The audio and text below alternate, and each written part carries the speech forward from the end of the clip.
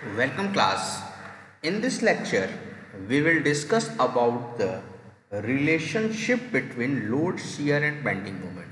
ठीक है, हम लोग इस लेक्चर में डिस्कस करेंगे shear फोर्स, बेंडिंग मोमेंट और लोड के बीच में क्या रिलेशनशिप है आपस में, उसको डिस्कस किया जाएगा। ठीक है, इसके पहले लेक्चर में हम लोगों ने S F D B M D में हम लोग यूनिट 2 डिस्कस कर रहे हैं, that is shear force and bending moment diagram. ठीक है, हम लोगों ने सबसे पहले क्या डिस्कस किया, बेसिक्स क्या क्या है, बेसिक्स से डिस्कस हुआ। ठीक है, बेसिक्स में क्या है, types of load, types of beam, types of supports, ये सारी चीज़ें। फिर शियर फोर्स क्या होता है, बेंडिंग मोमेंट क्या होता है।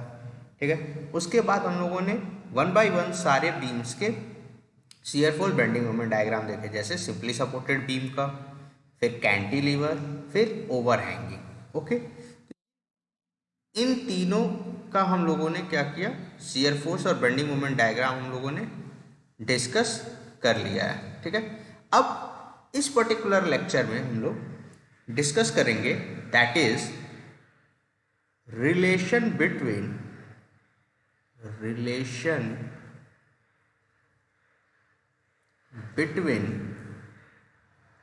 शियर फोर्स,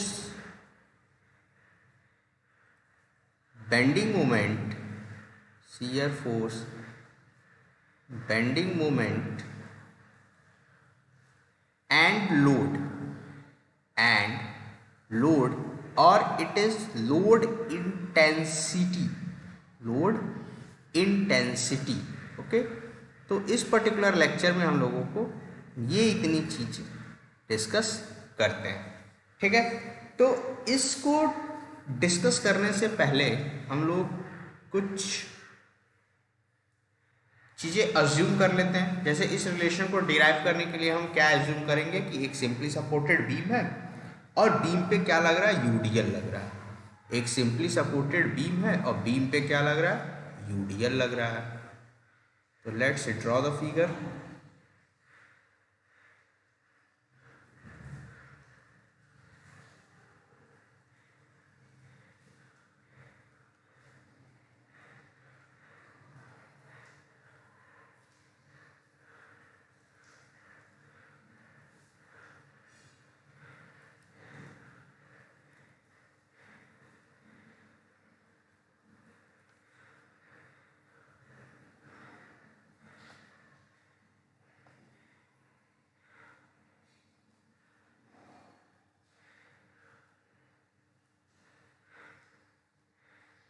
ओके, तो इस तरीके से एक कोई सिंपली सपोर्टेड बीम है, उस पर क्या अप्लाई हो रहा है, यूडीएल अप्लाई हो रहा है, जिसकी लोड इंटेंसिटी है डब्ल्यू पर मीटर। ठीक है, ये है ए बी और इस पूरे बीम की लेंथ जो है कैपिटल एल। ठीक है, तो इसको लिख लेते हैं सबसे पहले। Late assume a beam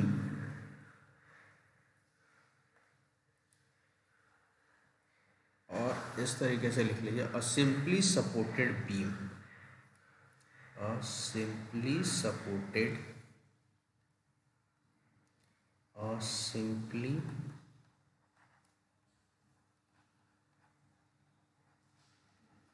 supported beam of length capital L carries a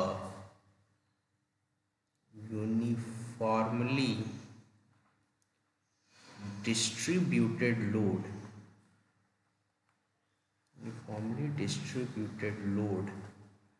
of W per unit length. Okay, ठीक है, अब हम लोग क्या करते हैं, इस पर्टिकुलर डेरिवेशन के लिए हम लोग एक सेक्शन अज्यूम करते हैं, one one at a distance of x from A. ठीक है, और एक और सेक्शन अज्यूम करते हैं दैट इज 2 2 और ए से कितने डिस्टेंस पे, ए से जो डिस्टेंस है वो क्या है, x plus D X, that is a से एक्स प्लस डी एक्स पे। इट मीन्स ये जो बीच में डिस्टेंस है ये कितना है, डी एक्स है। ठीक है, तो इस चीज़ को भी लिख लेते हैं हम लोग। Let right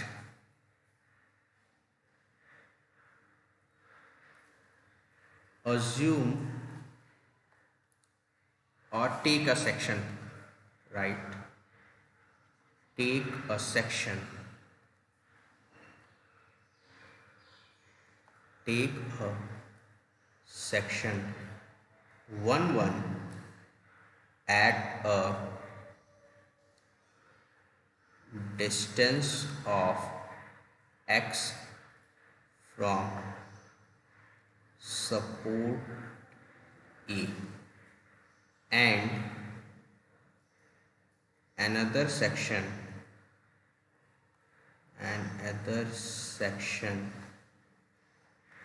2 at a distance of x plus dx from support A, from support A, from support A। ठीक है, तो अब हम लोगों ने क्या किया कि एक सेक्शन ले लिया 1 सपोर्ट ए से eight a distance of x, और एक और सेक्शन लिया 2 सेक्शन लिया जो डिस्टेंस कितना है x प्लस डी एक्स। ठीक है, अब हम क्या करते हैं, हमारे पास ये जो एलिमेंट बच रहा है, एलिमेंट जो बच रहा है 1 और 2 के बीच में, 1 और 2 के बीच में, इसको हम लोग क्या कर लेते हैं, पिक आउट कर लेते हैं, बाहर निकाल लेते हैं। ठीक है, इसको हम लोग क्या करते हैं, बाहर निकाल लेते हैं। तो इसको जब हम लोग बाहर निकालेंगे, ठीक है, इसका डायग्राम बनाते हैं बाहर, दैट इज इस तरीके से आएगा, कुछ इस तरीके से आएगा। ये कितना है, W पर मीटर, और यहाँ डिस्टेंस कितना है, that is dx। Clear, that is कितना है, dx है। ठीक है, अब हम लोग ये एलिमेंट निकाले हैं, एलिमेंट निकाले हैं।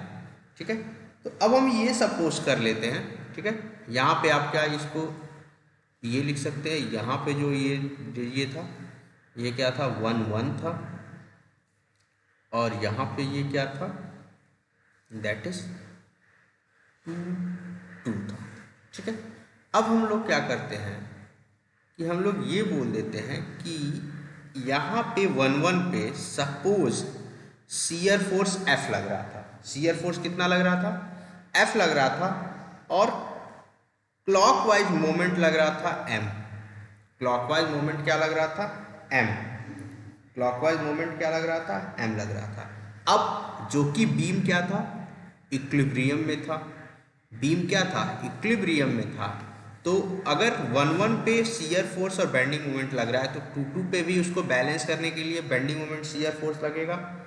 तो यहाँ पे अपवर्ड शियर फोर्स था, यहाँ पे अपवर्ड शियर फोर्स था, तो यहाँ पे क्या होगा, डाउनवर्ड शियर फोर्स आएगा बैलेंसिंग के लिए। F का था तो यहाँ F होगा।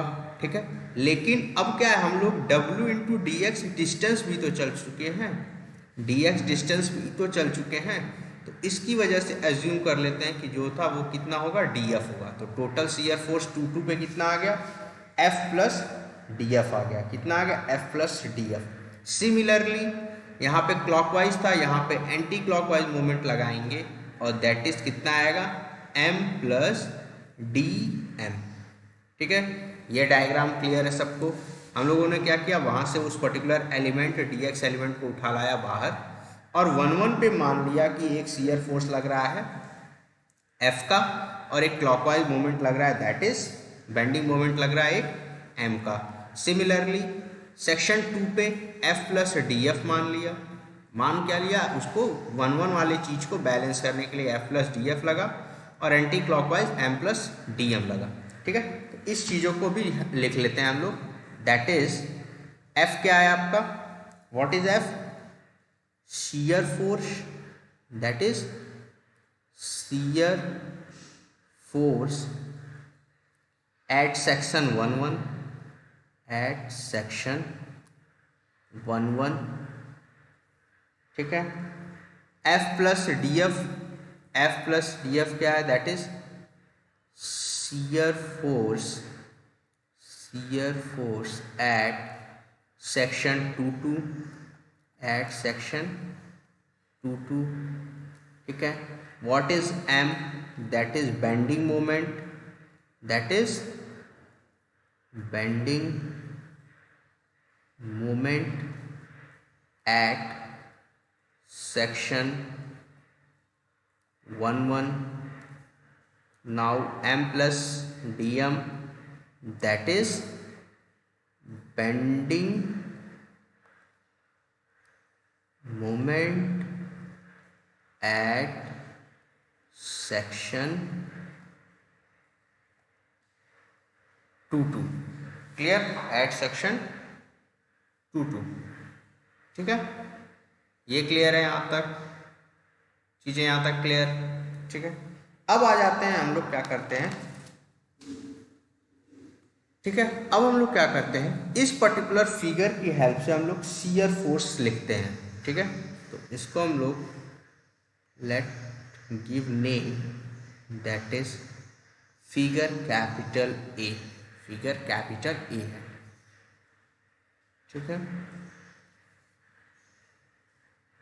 Now from figure capital A, figure capital A से shear force is given by, shear force is given by, shear force क्या होता है, शियर फोर्स क्या होता है, किसी एक एलिमेंट के लिए, किसी एक एलिमेंट के लिए जो सम ऑफ फोर्सेज होते हैं, जो समेशन होता है फोर्सेस का, वो क्या होना चाहिए, जीरो होना चाहिए। समेशन क्या होना चाहिए फोर्सेस का, that is equal to zero. तो समेशन ऑफ फोर्सेस हम लोग इक्वल टू जीरो कर देते हैं, दैट इज वर्टिकल फोर्सेस क्या क्या लग रहे हैं, एफ लग रहा है, ठीक है। नाउ डाउनवर्ड फोर्सेस क्या लग रहे हैं, एफ हम लोग आ गए, एफ से अब डाउनवर्ड कितना है, W into D X, that is W into D X, minus downward force यहाँ टू पे कितना लग रहा है, F plus D F, that is F plus D F equal to zero. ये इक्वेशन बन गया। नाउ इस इक्वेशन को हम लोग सॉल्व करते हैं, तो ये आ जाएगा F minus W D X, bracket को ओपन करिए, that is minus F minus D F equal to zero. F से एफ कैंसल आउट हो जाएगा, that is D F is equal to minus W D X. इसको हम लोग और थोड़ा सिंप्लीफाई करते हैं, तो that is D F by D X is equal to minus of W, minus of W.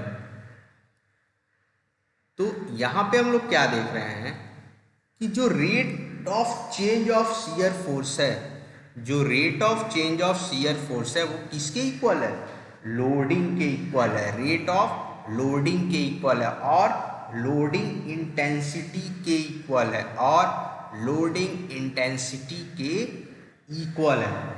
तो इसको हम लोग इक्वेशन नंबर 1 लिख लेते हैं, और यहाँ से इसका स्टेटमेंट हम लोग लिखते हैं। What does the statement says, equation 1 state that, equation 1 हमको क्या बता रहा है, स्टेट्स दैट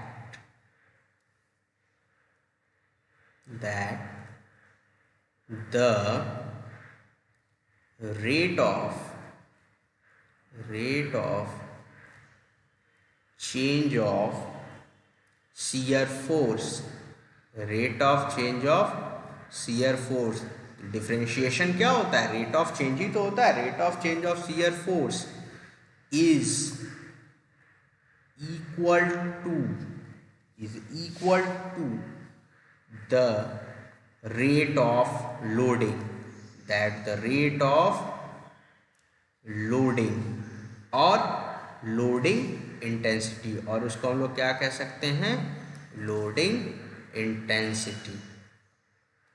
ओके, तो ये आपका एक इम्पॉर्टेंट फॉर्मूला भी हो जाता है और ये भी हो जाता है। क्लियर? तो यहाँ से हम लोग को पहला जो बोलते हैं रिलेशन मिल गया शियर फोर्स और लोडिंग इंटेंसिटी के बीच में। तो क्या होता है, rate of change of shear force is equal to rate of loading और लोडिंग इंटेंसिटी। क्लियर? नाउ अब फिर हम उस पर्टिकुलर फिगर पे जाते हैं। ठीक है, अब इस पर्टिकुलर फिगर पे हम लोग क्या करते हैं, अभी हम लोग शियर फोर्स निकाले, अब हम लोग बेंडिंग मोमेंट निकालते हैं। तो बेंडिंग मोमेंट निकालेंगे तो बेंडिंग मोमेंट क्या कहता है, बेंडिंग मोमेंट क्या कहता है कि बेंडिंग मोमेंट हमको किसी एक पर्टिकुलर सेक्शन के अबाउट बेंडिंग मोमेंट लेना होगा। तो हम लोग क्या करते हैं कि bending moment about section 2 section के अबाउट क्या करते हैं, बेंडिंग मोमेंट लेते हैं। ठीक है, तो now take bending moment about section 2। ठीक है,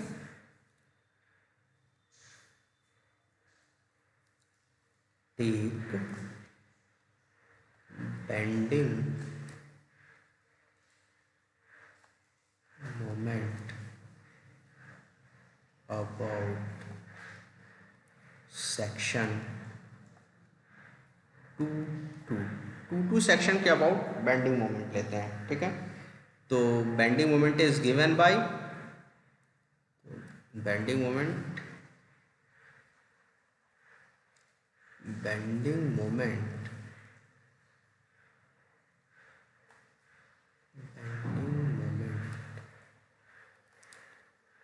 is given by, bending moment क्या होगा आप एक बार देख लीजिए फिगर से पहले, उसके बाद फिर इक्वेशन लिखते हैं। फिगर से क्या होगा, एक क्लॉकवाइज मोमेंट लग रहा है, हम लोग एज्यूम कर रहे हैं क्लॉकवाइज मोमेंट पॉजिटिव, तो m minus w into D X, M minus W into D X, और यहाँ से डिस्टेंस कितना होगा dx/2, तो इक्वेशन बनेगा m minus W D x square by 2 minus F D x. इस पर्टिकुलर f की वजह से कितना मोमेंट आएगा, f dx, ठीक है, minus m dm, that is anti clockwise moment.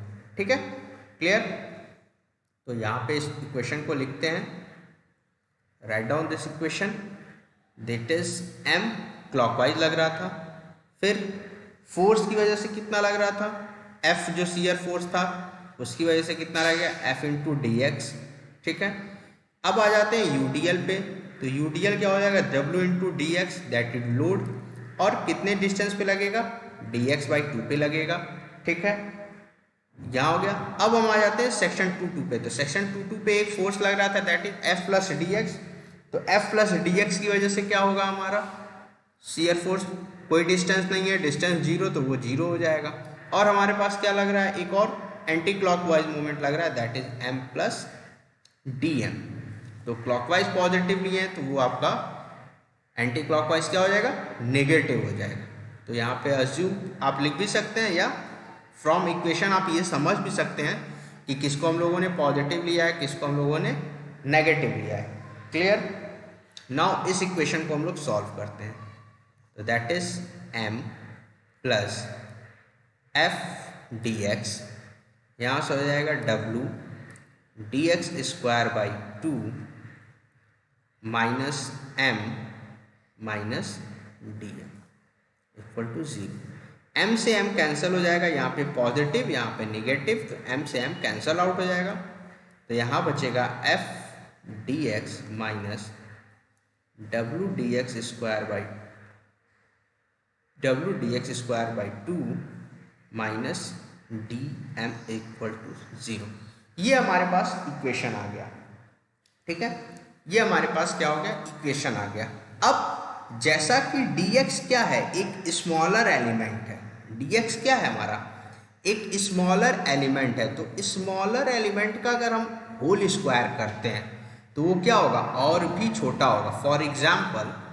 For example आप देखिए, सपोज 0.01 का होल स्क्वायर हम लोग कर रहे हैं, तो ये क्या आ जाएगा 0.001, तो ये वैल्यू क्या हो गई, और छोटी हो गई, मतलब टेंड्स टू 0 हो गई। टेंड्स टू जीरो हो गया। तो इसीलिए हम लोग क्या कर रहे हैं, स्मॉलर वैल्यूज के हायर पावर को, स्मॉलर वैल्यू क्या थी, dx थी, उसका पावर क्या है 2 है, उसको क्या कर रहे हैं, निगलेक्ट कर दे रहे हैं, उसको हम लोग क्या कर रहे हैं, निगलेक्ट कर दे रहे हैं। तो उस चीज को यहाँ लिख लेते हैं, उस चीज को हम लोग यहाँ लिख लेते हैं, दैट इज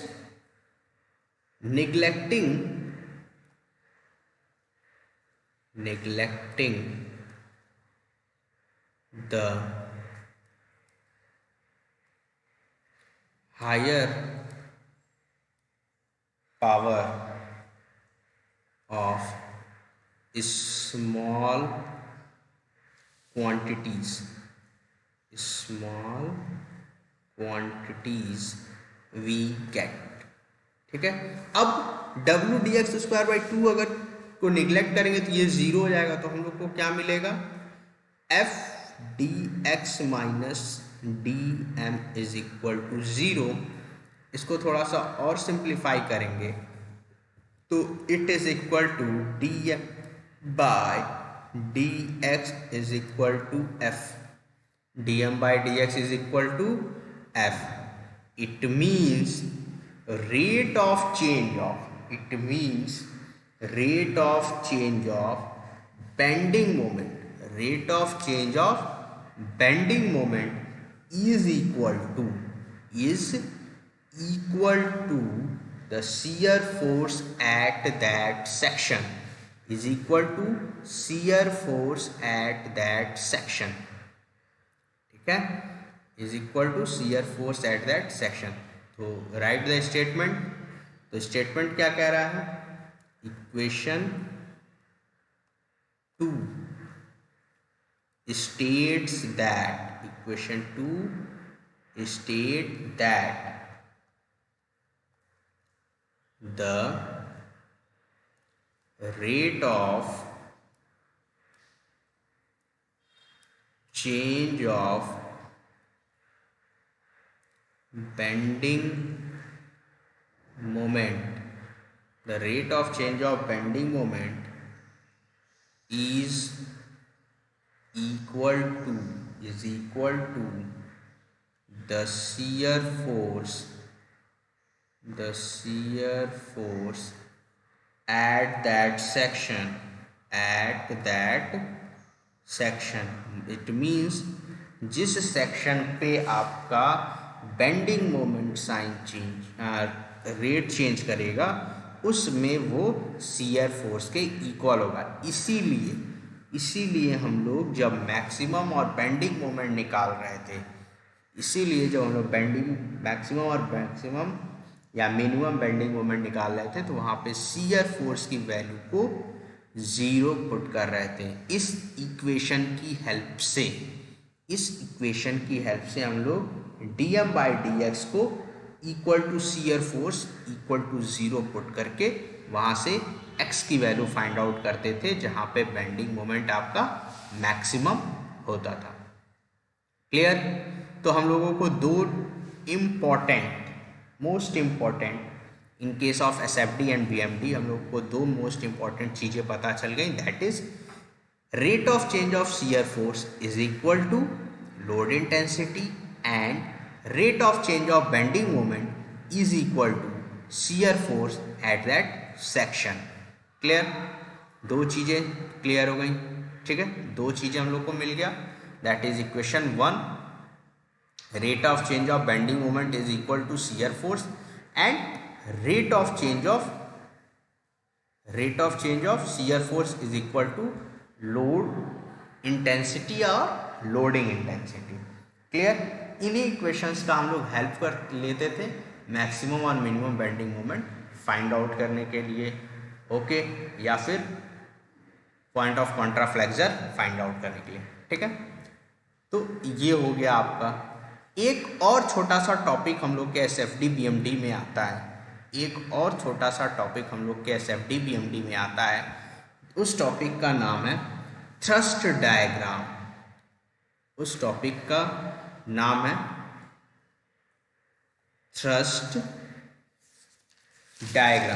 उसका नाम क्या है? Thrust diagram. ठीक है, तो सबसे पहले समझ लेते हैं हम लोग व्हाट इज थ्रस्ट। सबसे पहले हम लोग समझते हैं थ्रस्ट क्या होता है। सबसे पहले हम लोग क्या समझते हैं कि थ्रस्ट क्या होता है। तो जब भी हमारा किसी बीम पे इंक्लाइन लोडिंग लग रही होगी, जब भी हमारी किसी बीम पे, ठीक है, जब भी हमारा, जैसे ये कोई बीम है, ठीक है, ये हमारी एक बीम है, इस पे क्या कर रहे हैं हम लोग, इंक्लाइन लोडिंग लगा रहे हैं। सपोज ये थीटा एंगल है और ये कैपिटल डब्ल्यू का लोड लग रहा है। तो इस पर्टिकुलर इंक्लाइन लोडिंग की वजह से, हमारे पास क्या आएगा, एक इसका हॉरिजॉन्टल कंपोनेंट आएगा और एक आएगा वर्टिकल कंपोनेंट। एक आएगा हॉरिजॉन्टल कंपोनेंट, एक आएगा वर्टिकल कंपोनेंट। तो इसका हॉरिजॉन्टल कंपोनेंट आएगा डब्ल्यू कॉस थीटा और वर्टिकल कंपोनेंट आएगा that is W sine theta. ठीक है, हॉरिजॉन्टल कंपोनेंट आएगा W cos theta and vertical component आएगा डब्ल्यू साइन थीटा। तो थ्रस्ट क्या कहता है, थ्रस्ट क्या होता है, तो ये जो हॉरिजॉन्टल कंपोनेंट है, ये जो हॉरिजॉन्टल कंपोनेंट है, ये इस पर्टिकुलर बीम पे क्या प्रोड्यूस करेगा, थ्रस्ट प्रोड्यूस करेगा और इसी को हम लोग बोलते हैं एक्सियल फोर्स। Axial force. तो किसी भी इंक्लाइंड लोड का जो हॉरिजॉन्टल कंपोनेंट होता है उसको हम लोग क्या बोलते हैं, थ्रस्ट बोलते हैं in the case of beam, in the case of beam. और थ्रस्ट की वेरिएशन को जो डायग्राम रिप्रेजेंट करता है, थ्रस्ट के वेरिएशन को जो डायग्राम रिप्रेजेंट करता है उसको हम लोग बोलते हैं थ्रस्ट डायग्राम। उसको हम लोग क्या बोलते हैं, थ्रस्ट डायग्राम। ओके, तो इस डेफिनेशंस हम लोग लिख लेते हैं। तो first one, what is thrust. तो थ्रस्ट क्या होता है, the horizontal component of the inclined load,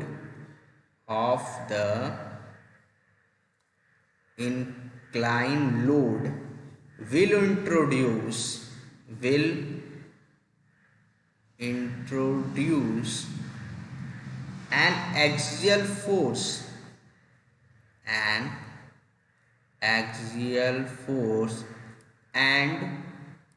this axial force is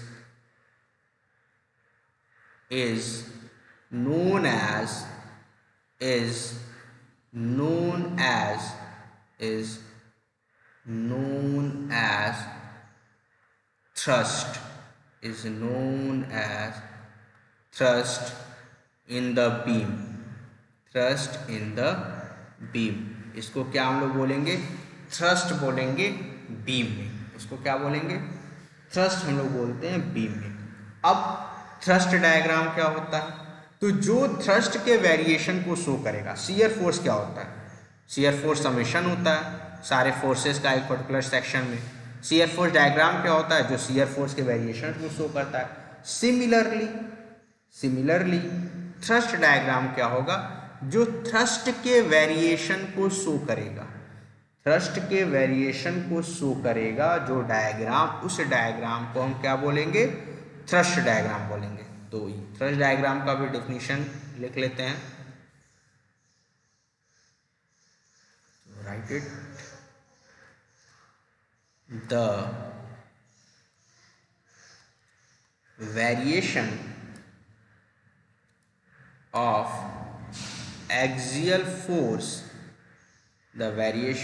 axial force for all sections of the beam can be shown or drawn by a diagram known as thrust diagram, thrust diagram.